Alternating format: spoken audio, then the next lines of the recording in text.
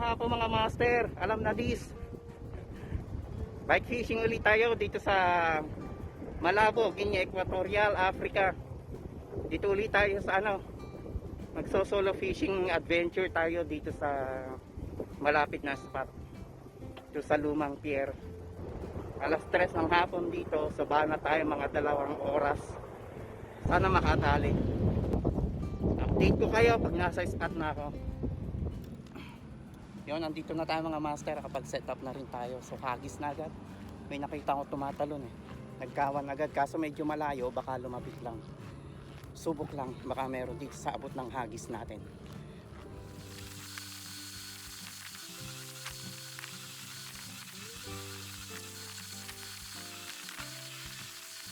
Yun. Sumilong muna tayo mga master.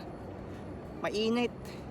Malayo pa yung kawan. Ando sa kabilang pangpang. Yan, dyan sa kabilang side na yan. Napakalayo. Sana pumunta dito sa side natin. Yung maaabot ng hagis para makayari naman tayo. Lilipat sana ako rin sa kabila. Kaso baka pagdating doon, nandito naman sa kabilang side. So waiting na lang dito. Patience lang. Mayayari din yan.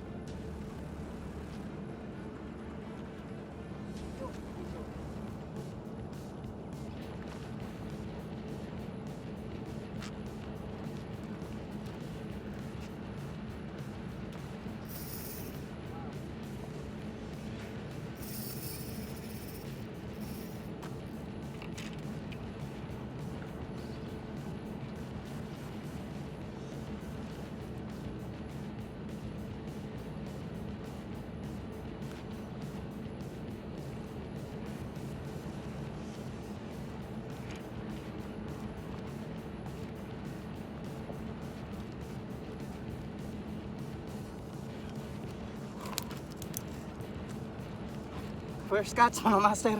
Tulingan.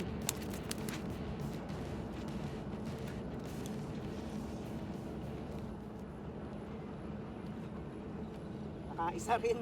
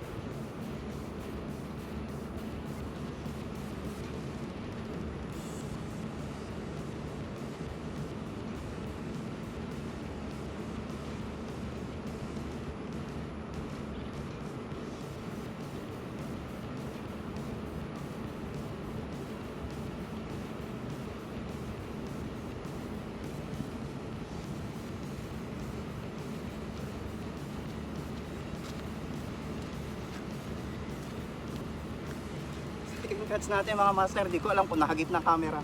Pangalawang tulingan. Thank you.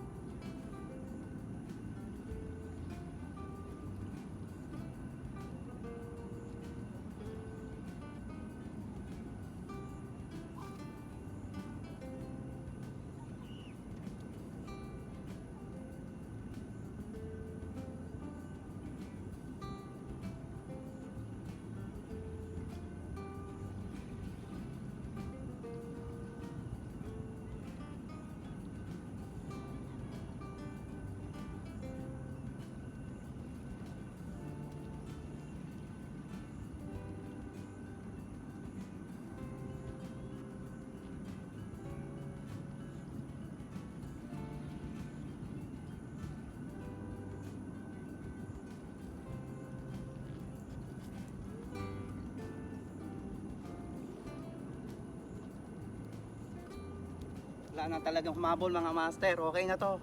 Ito yung huli natin kanina sa kawan.